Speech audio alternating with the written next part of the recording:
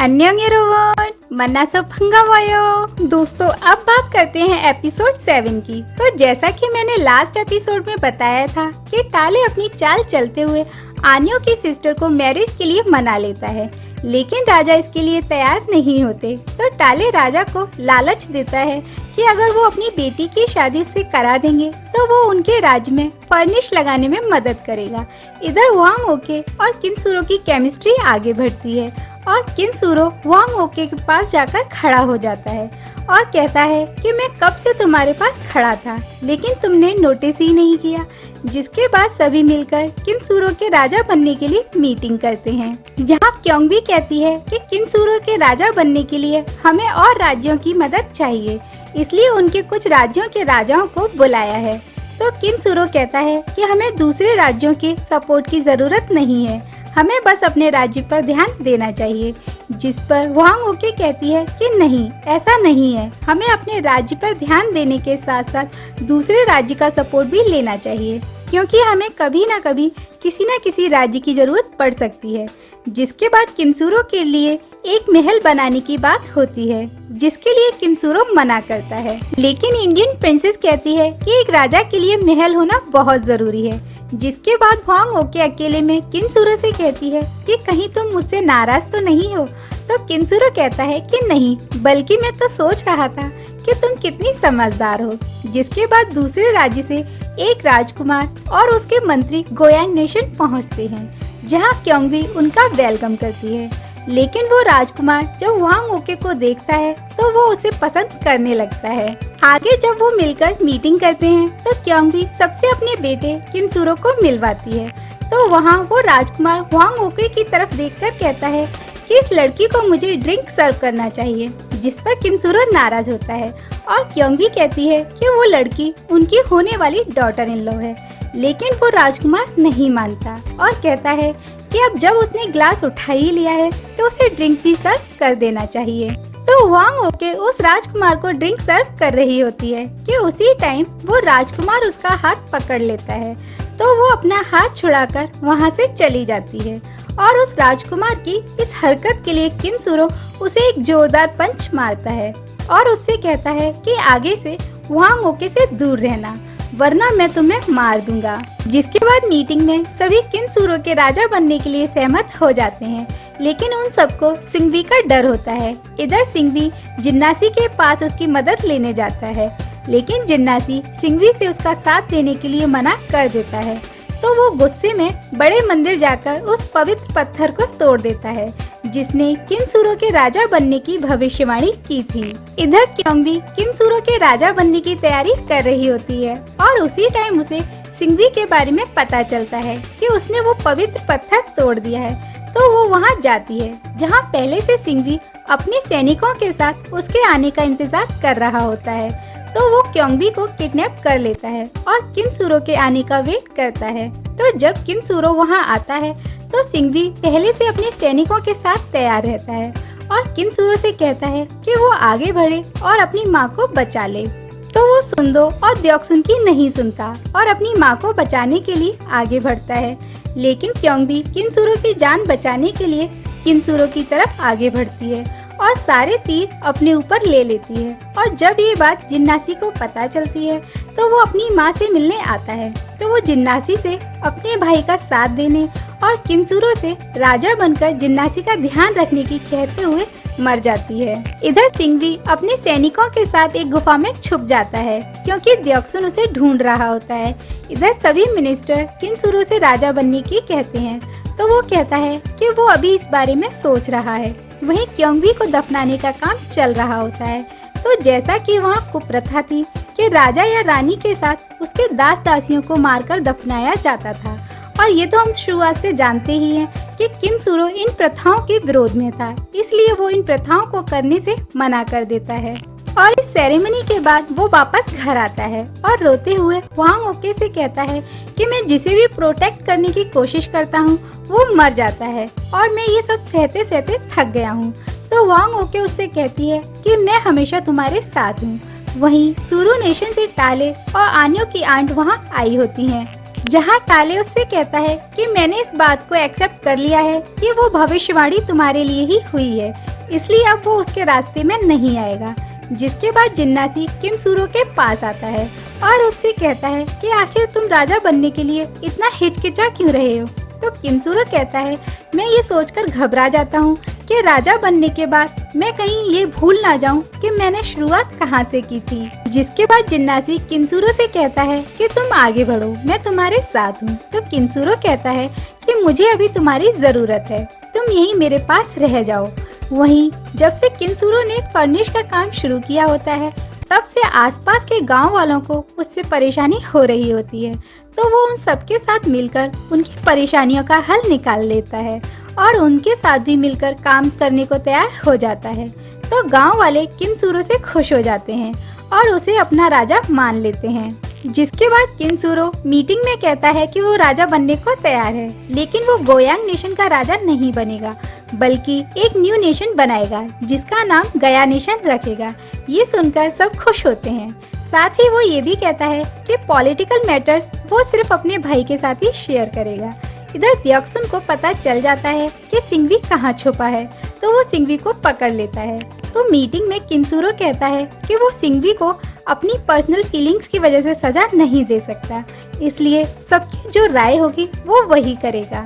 तो वांग ओके अकेले में किम सूरो से पूछती है कि वो सिंघवी को सजा देने में इतना सोच क्यों रहा है। तो किम सूरो कहता है कि वो सोच रहा है कि उसकी माँ ने उससे शादी की थी, इसलिए कहीं ना कहीं वो उसका पिता है।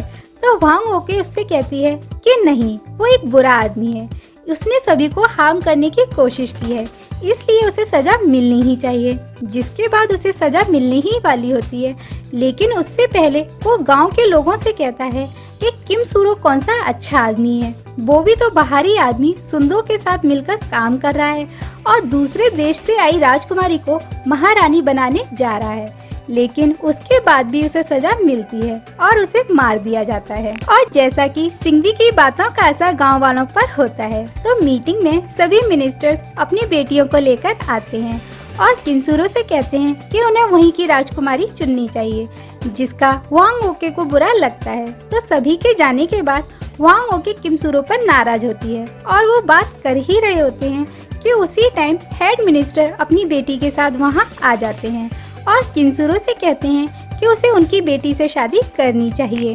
तो किम सूरो सभी पर नाराज होता है कि सभी उससे बिना पूछे वहाँ इस बारे में बात करने कैसे आए। साथ ही वो ये भी कहता है कि वो सिर्फ वांग ओके से ही शादी करेगा। तो हेड मिनिस्टर कहते हैं कि एक राजा की कई रानियां हो सकती हैं, तो इसमें गलत क्या है। तो ये सब सुनकर वांग ओके वहाँ से चली जाती है। जिसके बाद किम सूरो वांग ओके से पूछता है कि क्या तुम मुझसे नाराज हो। तो वांग ओके उससे कहती है कि वो जानती है कि एक राजा होने के नाते उसके लिए ये डिसीजन लेना कितना मुश्किल है। तो किम सूरो उससे कहता है कि तुम ही तो कहती थी कि हमारी किस्मत एक है, इसलिए इतनी दूर इंडिया से तुम यहाँ मेरे लिए आई थी। जिसके बाद वांग ओके उससे कहती है कि उसे सभी मिनिस्टर्स की बात मान लेनी चाहिए, वरना उसके राजा बनने में मुश्किलें आ सकती हैं। तो जब मीटिंग होती है तो किम सूरो वहाँ सभी से कह देता है कि वो हेड मिनिस्टर की बेटी से शादी नहीं करेगा। ये सुनकर सभी नाराज होते हैं और कहते हैं कि तुम्हें हमारा साथ तो चाहिए, लेकिन हमारी एक बात भी नहीं मान सकते। तो किम सूरो कहता है कि वो मैरिज करने के लिए राजा नहीं बन रहा, बल्कि गांव के लोगों को प्रोटेक्ट करने के लिए राजा बन रहा है। तो तुम सब मुझे मिलकर अपने इशारों पर चलाना बंद करो। ये सुनकर सभी मिनिस्टर वहाँ से जाने लगते हैं, तो द्योक्सुन उन्हें जाने से रोक लेता है। तो किम सूरो कहता है कि जब वो राजा बनेगा तो वो सभी को मंत्री बना देगा। जिसके बाद एक और मीटिंग होती है जहाँ सभी मिनिस्टर्स किम सूरो से कहते हैं कि किसी दूसरे देश की लड़की हमारे देश की महारानी कैसे बन सकती है। तो किम सूरो नाराज होता है और कहता है कि आज वो राजा बनने जा रहा है तो उसकी वजह वांग ओके है, जिसने उसके हर बुरे वक्त में उसका साथ दिया, इसलिए इस राज्य की महारानी तो सिर्फ वांग ओके ही बनेगी। जिसके बाद सभी इसके लिए तैयार हो जाते हैं। जिसके बाद जिन्नासी वांग ओके से पूछता है कि भाभी, क्या किम सूरो ने आपको प्रपोज किया। तो वांग ओके कहती है कि नहीं। वहीं दूसरी तरफ टाले आन्यो की सिस्टर से शादी कर लेता है। जिसके बाद किम सूरो वांग ओके को प्रपोज करते हुए कहता है कि आगे की पूरी जिंदगी वो उसके साथ बिताना चाहता है, इसलिए क्या वो गया नेशन की महारानी बनेगी। तो वांग ओके हाँ कह देती है। साथ ही वांग ओके शादी करने से पहले एक बार अपने देश यानी इंडिया जाने की भी कहती है। तो किम सुरो उससे कहता है कि समुद्र में अपने शिप का ध्यान रखना है। जिसके बाद वांग ओके एक बार इंडिया आती है और जाने से पहले कहती है कि इंडिया में दुल्हन रेड कलर की ड्रेस पहनकर शादी करती है, इसलिए वो अपनी शादी भी रेड कलर की ड्रेस पहनकर ही करेगी। जिसके बाद वांग ओके अपने भाई और दास दासियों के साथ इंडिया से कोरिया के लिए निकल जाती है, लेकिन रास्ते में एक तूफान आता है जिसकी वजह से वो वापस नहीं आई होती। तो किम सुरो उसके लिए परेशान होने लगता है। उसी टाइम एक व्यापारी आकर बताता है कि 1 महीने पहले एक तूफान आया था जिसमें कई जहाज डूब गए। तो वो और भी ज्यादा परेशान हो जाता है। तो सुंदो इंडिया के व्यापारियों से पता लगाकर बताता है कि रास्ते में तूफान की वजह से कई जहाज डूब गए हैं और किम सुरो लगातार वांग ओके के आने का इंतजार कर रहा होता है। तो सभी मिनिस्टर्स मीटिंग में कहते हैं कि अब काफी टाइम बीत गया है, इसलिए किम सुरो को हेड मिनिस्टर की बेटी से शादी करके अपनी ताजपोशी करा लेनी चाहिए। और जिन्नासी भी उससे कहता है कि उसे माँ की कही बातें याद करनी चाहिए। तो किम सुरो कहता है कि जब कोई मेरे साथ नहीं था उस वक्त सिर्फ वांग ओके मेरे साथ थी, इसलिए वो वांग ओके के बिना इस बारे में सोच भी नहीं सकता। लेकिन सबके जोर देने पर मीटिंग में किम सुरो राजा बनने को तैयार हो जाता है, लेकिन वो इस बात को भी कह देता है कि वो शादी किसी से नहीं करेगा। इधर समुद्र के किनारे बैठे सैनिक एक रेड कलर के जहाज को आता देखकर समझ जाते हैं कि ये महारानी वांग ओके ही हैं। तो वो सैनिक जाकर किम सुरो को बताते हैं। तो वो भागता हुआ वांग ओके के पास आना चाहता है, लेकिन जाने से पहले ही मिनिस्टर्स उसे रोक देते हैं, ये कहते हुए कि एक राजा कैसे जा सकता है। तो वो वांग ओके के आने का वेट करता है, लेकिन वांग ओके के भाई अपनी बहन को भेजने से मना कर देते हैं, क्योंकि आप तो जानते ही हैं कि इंडिया में लड़का जब तक लड़की को लेने नहीं आता तब तक वो लड़की नहीं जाती। और जब ये बात किम सुरो को पता चलती है तो वो घोड़ी पर बैठकर वांग ओके को लेने आता है और उसी टाइम खुश होकर इंडियन सेनापति बताता है कि इन पत्थरों की वजह से वो जहाज नहीं डूबा। जिसके बाद उनकी हिंदू रीति रिवाजों के हिसाब से शादी होती है और दोनों की ताजपोशी भी होती है और वे दोनों गया नेशन के पहले राजा रानी बनते हैं। जिसके बाद वांग ओके किम सुरो से कहती है कि वो चाहती है कि उनके बच्चों में से कुछ बच्चों का नाम उसके सरनेम पर रखा जाए। तो किम सुरो कहता है कि ऐसा तो कहीं नहीं होता। तो वांग ओके कहती है इसलिए ही तो मैं चाहती हूँ कि उसके कुछ बच्चों का नाम उसके सरनेम पर रखा जाए। दोस्तों ये सच है कि आज भी कोरिया में 60 लाख लोग ऐसे हैं जो महारानी वांग ओके के वंशज हैं। यहाँ तक कि उनकी समाधि भी गया नेशन में ही बनी है। तो दोस्तों ये थी पूरी स्टोरी सूरी रत्ना यानी वांग ओके के महारानी बनने की। और अगर आपने पूरी स्टोरी सुनी है तो मुझे कमेंट सेक्शन में बताइएगा कि आपको स्टोरी कैसी लगी और वीडियो को लाइक और शेयर करना मत भूलिएगा। हम मिलेंगे आपसे नेक्स्ट वीडियो में एक और इंटरेस्टिंग स्टोरी के साथ। Till then take care and सारंगेओ।